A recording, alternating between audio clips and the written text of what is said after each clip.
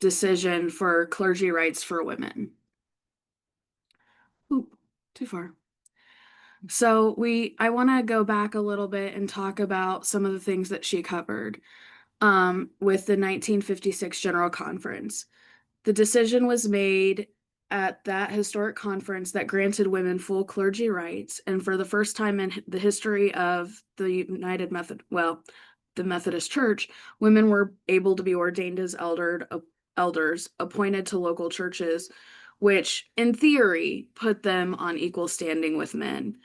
This decision fulfilled theological precedents within Methodism that began in John Wesley's recognition of women preachers, such as Mary Fletcher and Sarah Crosby. Wesley argued that God's call superseded social convention, and he said, if God owned the word of a woman, who was I that I could withstand God?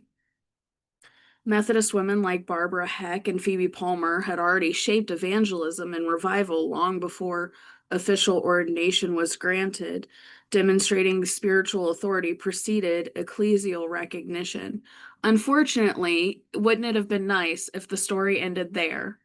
But in many ways, the struggle didn't begin until after the 1956 decision.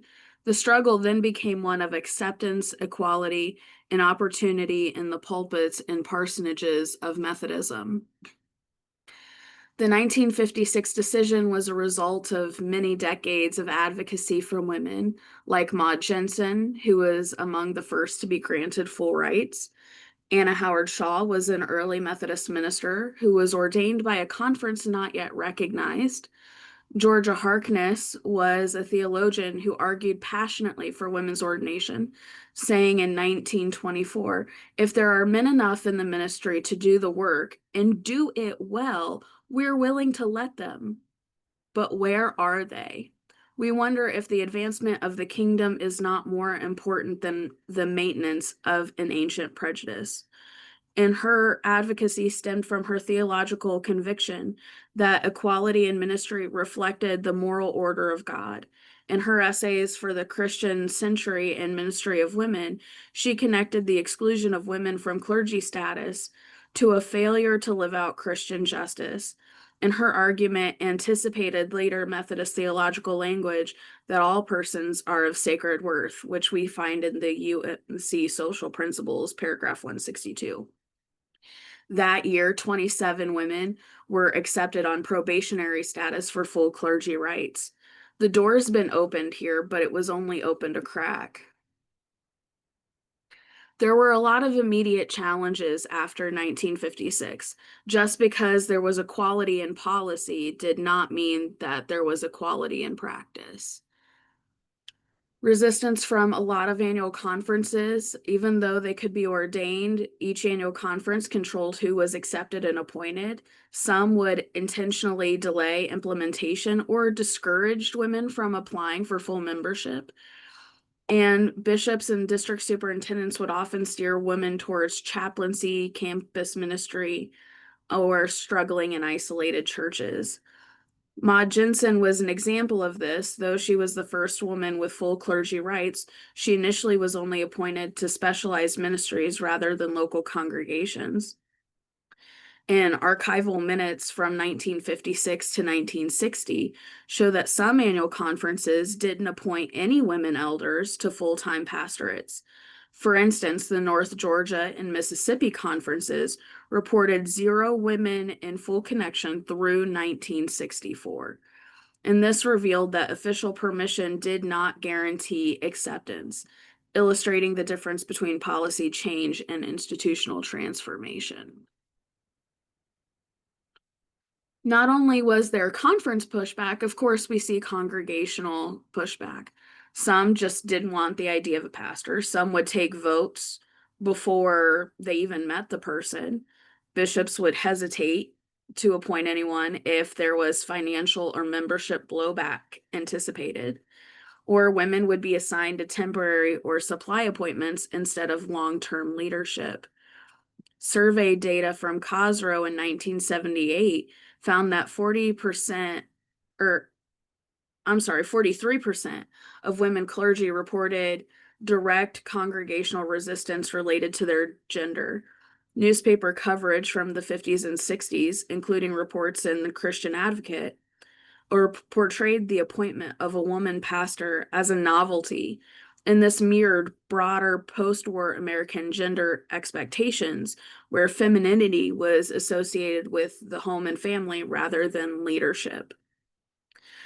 Glenn Odell, who served as South Indiana Conference Superintendent from 1954 to 68, said, "Their assignments were much more difficult to negotiate than for men, due largely to the fact that this was a generation prior to the women's lib movement. The ministry was not a fully accepted place for women. The biggest problem was to get the congregation to accept a woman preacher. We often had to say, accept this assignment or none. Also, a woman's authority was much less acceptable than that of a man."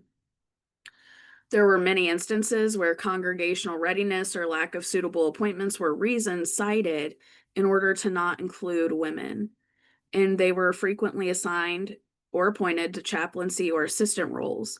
And by the time 1960 rolled around, only a small fraction of the clergy were women. In the 50s and 60s, we see limited education and professional access. There less than 2% of seminary students were women. They faced skepticism and outright hostility from their peers and professors. When you don't have mentor or role models, many women lacked the network necessary for success. And Georgia Harkness was denied full faculty status at Garrett because of the gender bias. Before the 70s, most of the seminaries, like Garrett, Perkins, Candler, enrolled few, often under 5% of students, to be women. Notably, Iliff School of Theology was among the first to award multiple MDiv degrees to women in the 60s. Cosro's 1980 report documented ongoing disparities in faculty mentorship and field education placements for women. Not only did education lack, economic inequality was rampant. They were paid significantly less than men. Many wouldn't receive housing, pension, or full-time employment. And if you were a woman and you were married to another pastor, good luck getting paid.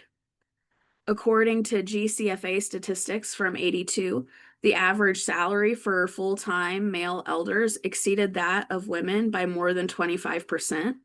Even by 1990, women elders earned on average $3,000 less annually than male counterparts in equivalent appointments. These disparities reflected systemic assumptions about a woman's income being supplementary despite their ordination status. And family roles still played a part in this. Conferences would expect women to resign upon being married, or if not married, once they became pregnant. The minister's wife stereotype was still dominant, and many couldn't imagine a woman herself being a pastor. And the policies reflected the cultural sexism just as much as denominational hesitation. Until 1972, many conference boards questioned whether married women could adequately fulfill itinerant ministry. Files from the Board of Ministry in South Central jurisdiction reveal that candidates were asked about family responsibilities more often than their male counterparts. Despite this, clergy couples like Reverend Janet and Reverend David Wolfe in the 70s modeled shared pastoral ministry, which would influence later policy changes. Women were often isolated and lacked support. There weren't many female clergy.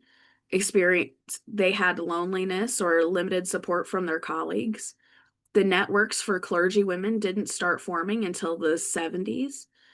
And their key survival tool was spiritual and emotional resilience.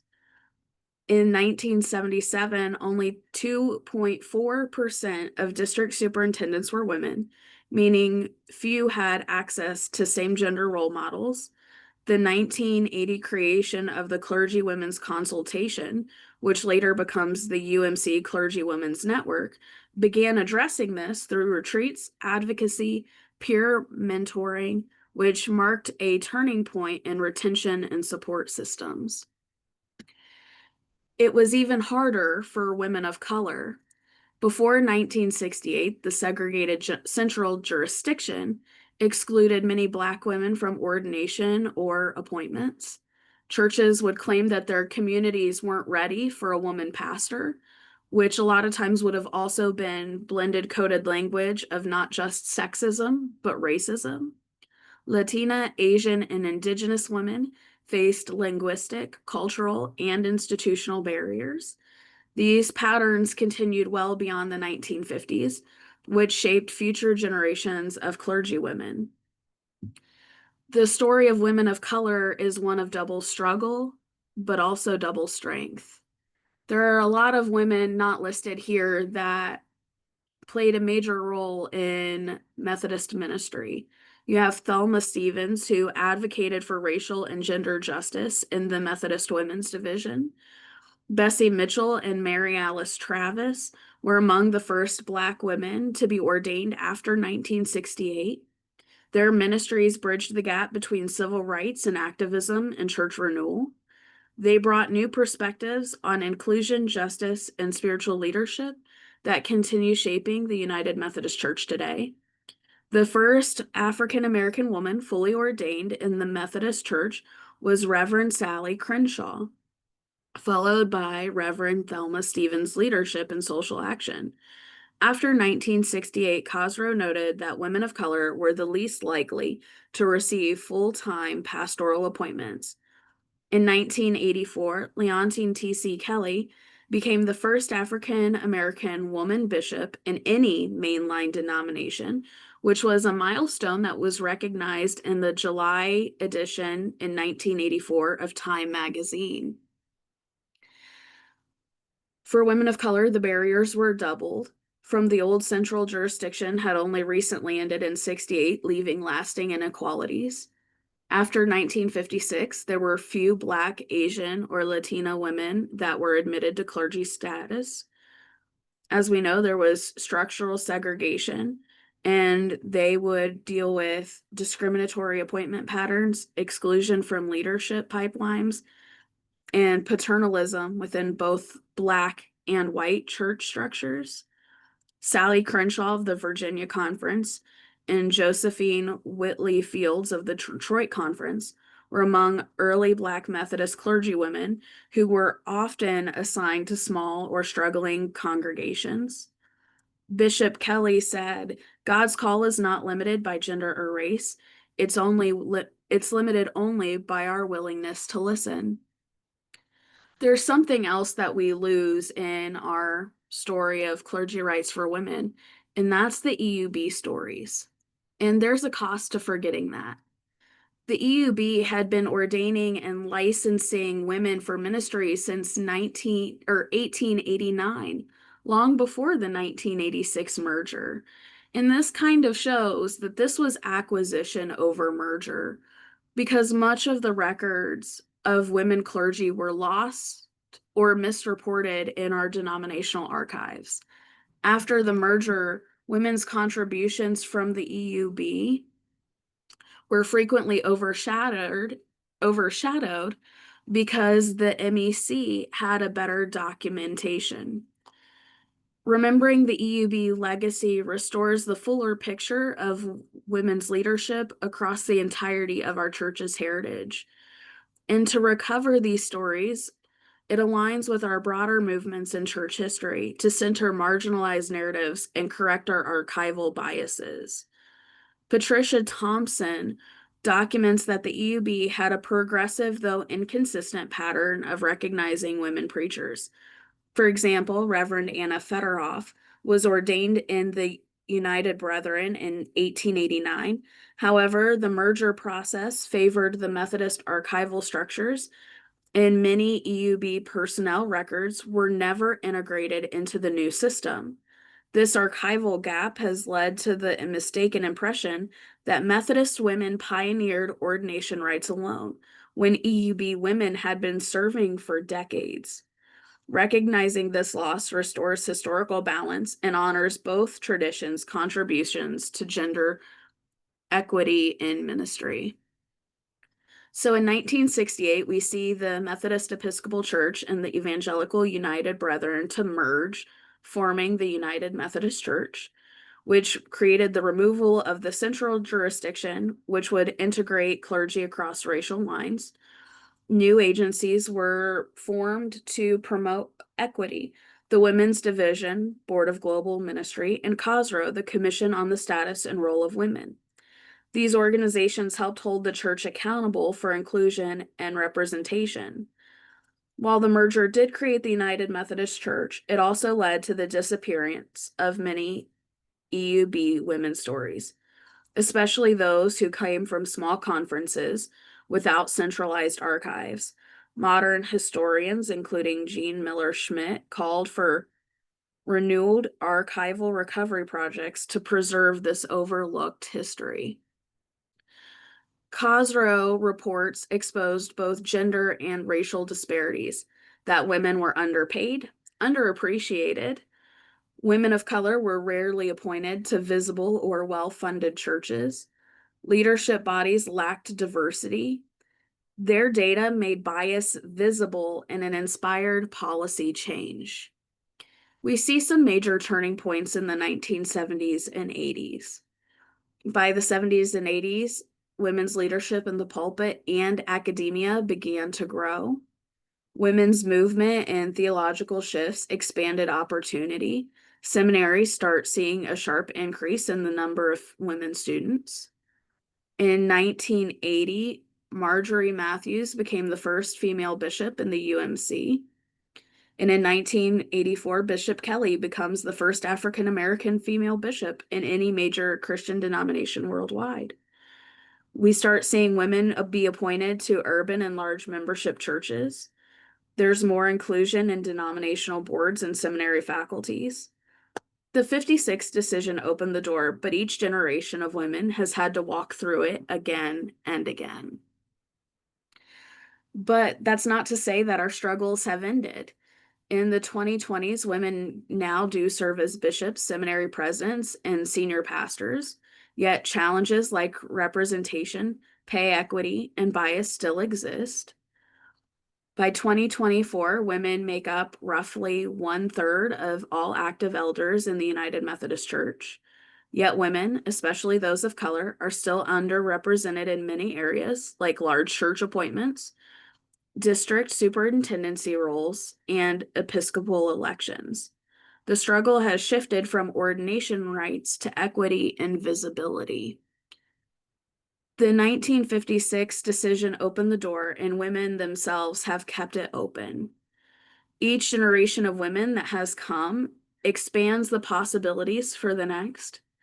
The story of women clergy is one of faithful persistence and spirit-led reform. Minerva Garza Carsano was the first Latina bishop elected to the United Methodist Church Episcopacy in 2004. The Spirit of God still calls women and men alike to preach, to serve, and to lead. The question is not whether they are called, but whether the church will listen. And that's something that Georgia Harkness had said. In 2020, women made up nearly 32% of all UMC elders, compared to just 2% in 1968. The rise of women bishops, theologians, and seminary professors shows a denomination still being reformed by the Spirit. This legacy mirrors Wesley's vision of all holiness of heart and life, where grace works through all people, regardless of gender or race, for the renewal of the church and the world. Some questions for everyone to reflect on are: what fears or biases still shape how we view women in leadership today? How can the church continue expanding opportunities for all voices? And who are the hidden figures in our own congregational history? And I want to leave you with one last thought and quote. The history of women in the Methodist movement is not just about ordination. It's about calling, courage, and the ongoing work of the Holy Spirit.